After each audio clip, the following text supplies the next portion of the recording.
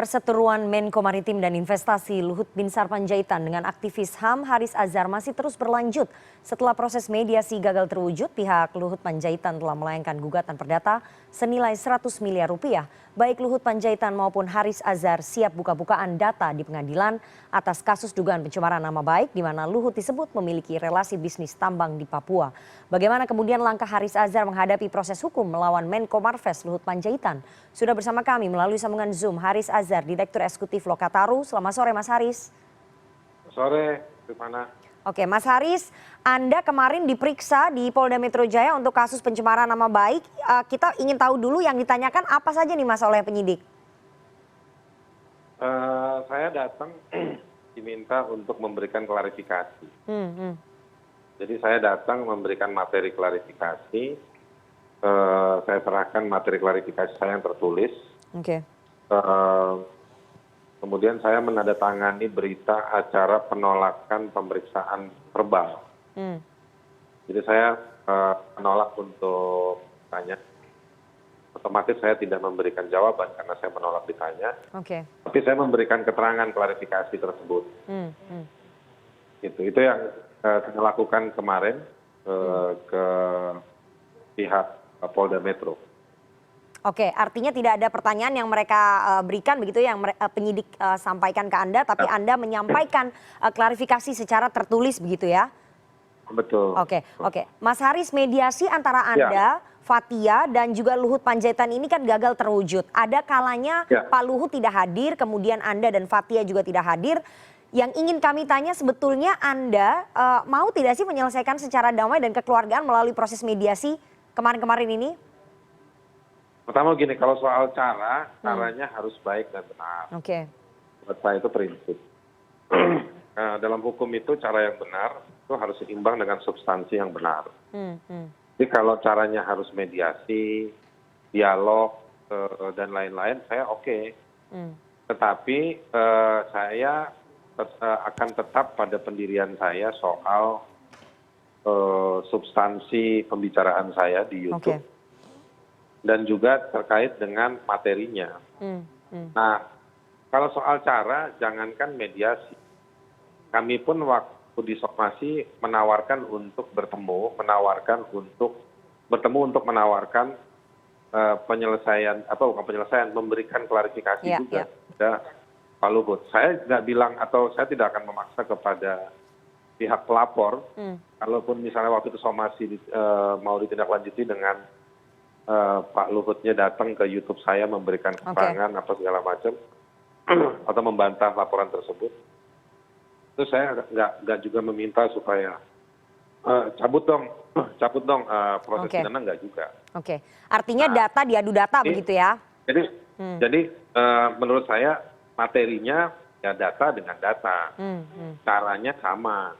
Apakah itu lewat cara yang dialog di YouTube, lalu kemudian mediasi, karena mediasi juga itu mekanisme yang baru juga, Rifana. Itu kan hasil follow up dari SKB sejumlah menteri kait dengan koreksi undang-undang ITE. Betul.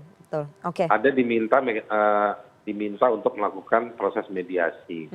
Saya pikir itu baik, oke, nggak ada masalah. Tapi kita memang nggak ada yang tahu hukum acaranya seperti apa. Saya juga terima kasih dan memberikan hormat kepada polisi yang sudah mau mengambil resiko itu melakukan mediasi. Bahwa kemudian tidak bisa hadir, apakah kalau Pak Luhut 2 kali nggak bisa hadir, terus saya 1 kali hadir, nggak bisa hadir, lalu dihitung 3 kali, saya nggak ngerti hitungan itu bagaimana. Gitu. Tapi gagal itu pun nggak ada masalah. Saya sama Fathia dan juga banyak teman-teman yang menjadi penerbit dari riset tersebut, itu kita komit bahwa kita akan mempertahankan hasil temuan tersebut, maksud metodologinya. Oke, baik. Tetap bertahan pada argumentasi ataupun hasil riset yang Anda punya. Tapi Mas Haris, ini persoalan Anda dengan Pak Luhut Panjaitan ini sudah menyita perhatian publik ya dan masuk ke ranah hukum. Nah, sebelum ada persoalan ini, saya ingin tanya sebetulnya bagaimana relasi hubungan Anda dengan Pak Luhut? Karena kabarnya Anda sering datang ke rumah beliau berdiskusi. Artinya cukup dekat, memang betul seperti itu Mas Haris? Begini. Saya sama Pak Luhut, saya bisa telepon Pak Luhut juga bisa telepon saya. nomor saya ada di HP-nya dia barangkali, HP-nya dia, nomornya telepon dia juga ada di HP saya. Kalau saya kontak Pak Luhut, dia nggak angkat, dia bisa telepon saya dan saya biasanya angkat. Itu juga sebaliknya. Bahwa saya pernah bertemu dia, iya. Terakhir saya ketemu dia dalam konteks saya sebagai kuasa hukumnya masyarakat adat Singwarop, Singawa, Bantu, dan Arwanop di sekitar areanya Freeport. Saya bilang, Pak, ini masyarakat adat mau ketemu Bapak. Ketemu sama Pak Luhut, konteksnya bukan pribadi, konteksnya sebagai pejabat negara yang memang punya gawean bahasa gampangnya untuk melakukan divestasi saham Freeport. Nah, di dalam divestasi itu ada disebutkan haknya masyarakat adat dan masyarakat terdampak. Nah, sampai sekarang tata kelola regulasi yang menjamin hak buat masyarakat adat dan masyarakat terdampak itu belum ada. Nah, saya mewakili masyarakat mencoba mengakses Pak Luhut untuk menyampaikan bantu dong. Artinya secara profesional ya, Anda datang ketemu dengan beliau itu mewakili hak-hak masyarakat adat di sana ya? Cuma telepon. Karena akhirnya yang menemukan itu Pak Lambok. Pak Lambok itu kalau Rifana lihat di gambar-gambar Pak Luhut ke Polda itu ada Bapak tua. Pak Lambok itu ahli hukum administrasi negara, orang lama di Seknek dulu. Jadi waktu saya ketemu dia juga kita diskusi secara hukum, hak-haknya. Dan ada fotonya, ada surat-surat saya. Jadi bukan saya minta saham. Mas Haris. Saya juga tahu diri. Emang itu saham divestasi itu artinya saham buat negara. Saya kan bukan negara, saya person, saya warga negara. Nah, jadi balik ke pertanyaan kamu soal saya bisa komunikasi dengan Pak Luhut, biasa ketemu, pernah ketemu beberapa kali. Saya pernah saya lupa, saya diminta atau saya minta datang di rumahnya. Salah satunya dia pernah undang saya juga di perayaan Natal tanggal 25 Desember berapa tahun yang lalu gitu. Saya datang diundang. Tapi juga saya pernah diminta datang untuk beberapa persoalan hukum. Saya menjelaskan. Jadi kapasitas saya bukan mau minta-minta, saya meminta sesuatu pasti ada urusan advokasi yang jadi bidang saya. Tapi di luar itu kita nggak ada. Pak Luhut juga pernah telepon saya menyampaikan beberapa hal, ya ada yang kita nggak sepakat, ya sudah goodbye dengan baik-baik. Ada yang sepakat tapi tidak ditindaklanjuti juga nggak ada. Jadi mudah-mudahan saya nggak punya hutang budi sesuatu dengan Pak Luhut. Perkawanan atau komunikasi di balik perkawanan saling mengakses itu juga digunakan untuk urusan-urusan publik, tidak ada urusan personal. Mas Haris. Balik ke masalah ini, kenapa saya tidak komunikasi? Saya mau bilang bahwa untung saya yang membuat YouTube-nya. Kalau orang lain mungkin urusannya bisa jauh lebih marah dia atau mungkin tidak ditanggapi sama sekali. Nah, konteks Blok Wabu itu ya memang saya berharap ini menjadi diskursus publik. Diskursus di pejabat-pejabat terkait juga.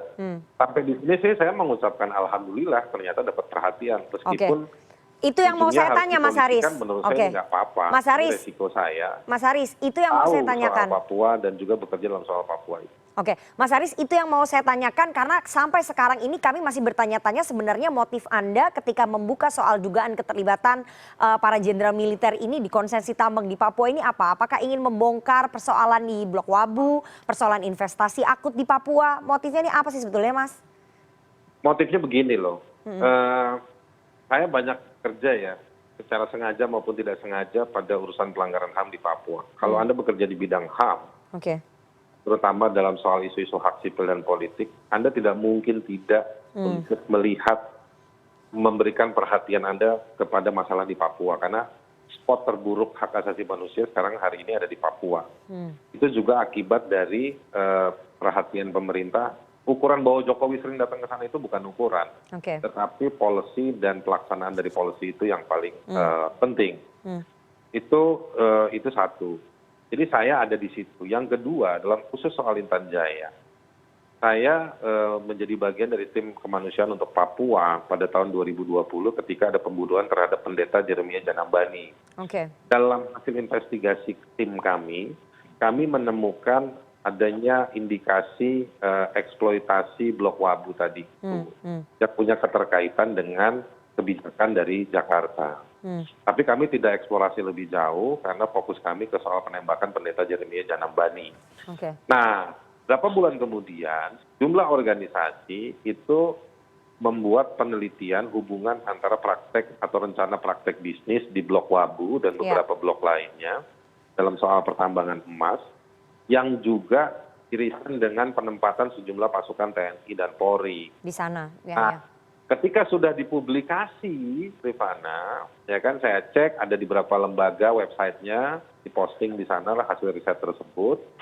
Nah kemudian saya bahas itu, saya bantu untuk divisualisasi dalam bentuk yang lain. Oke.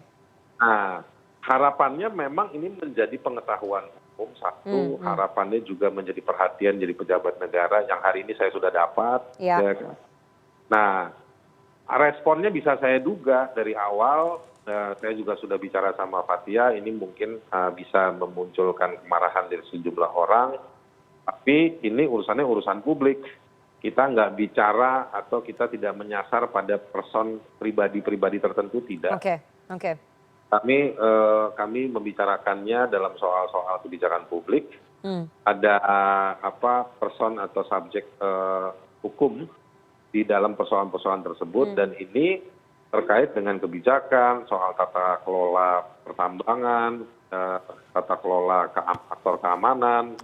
Dan sekali lagi ini masalahnya ada di Papua yang menjadi pertanyaan atau bahkan orang Papua merasakan situasi makin memburuk. Mas Haris. Dan per hari ini dan situasi di Papua juga makin tambah buruk. Semoga bisa membuka kemudian ya kotak Pandora apa yang terjadi di Papua begitu ya, karena situasinya semakin buruk begitu Mas Haris ya. Iya. Oke, Mas Haris, dengan relasi kekuasaan di sekitaran Pak Luhut Binsar Panjaitan, Anda dan Fathia meyakini bahwa proses hukum dan persidangan akan berlangsung adil tanpa intervensi? Begini, saya orangnya praktisi hukum juga, saya sering ke pengadilan juga. Dari sisi pengalaman saya, pengalaman sejumlah orang, pengalaman dari teman-teman di organisasi profesi advokat, sejumlah indeks, ada rule of law index, access to justice index, indeks soal hukum di Indonesia, banyak itu. Ya harus mengatakan bahwa proses peradilan di Indonesia itu punya sejumlah catatan atau sejumlah masalah. Dan juga dalam konteks kriminalisasi terhadap kriminalisasi dalam kasus seperti saya ini sudah ada ratusan kasus. Itulah yang membuat kami dibicarakan hingga Pak Mahfud membentuk tim untuk melakukan koreksi terhadap pemberlakuan Undang-Undang ITE itu. Nah, singkatnya saya mau jawab bahwa ruang keraguan-keraguan bahwa peradilan itu tidak akan fair atau tidak akan adil itu tetap bisa terjadi. Tapi saya terima itu sebagai sebuah situasi opportunity untuk kita mengadvokasi situasi Papua yang lebih baik. Yang kedua, tata kelola bisnis yang juga menghindari konflik of interest yang juga menjadi prinsip dari good corporate governance. Ini kesempatan kita untuk melakukan advokasi bahwa ternyata kita bicara nggak didengar, menempuh cara yang baik tidak didengar, kita menunggu transparansi itu susah dilakukan. Ya akhirnya seperti ini. Mungkin hari ini saya dan Fathia, tetapi kalau ternyata kita menemukan konflik of interest di banyak tempat dalam banyak bisnis yang lainnya juga, ya tinggal nunggu urut kacang. Contoh lain misalnya kasus PCR. PCR juga seperti itu, menunjukkan ada konflik of interest.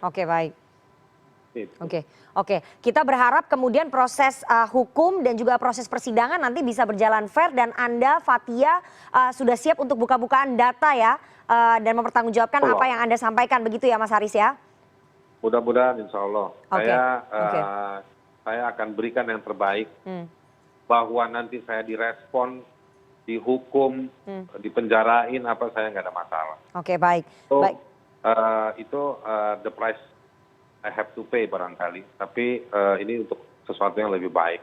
Oke, kita tunggu nanti waktu yang akan membuktikan siapa yang benar, siapa yang salah, Mas Haris di persidangan. Betul. Ya, Terima kasih sekali. Kalau proses jalan, saya akan ikuti proses ini semua. Oke, terima kasih sekali Mas Haris Azhar, Direktur Eksekutif Makasih, Rifana. Lokataru atas waktunya kepada CNN Indonesia Newsroom sore hari ini. Saya selalu Mas Haris.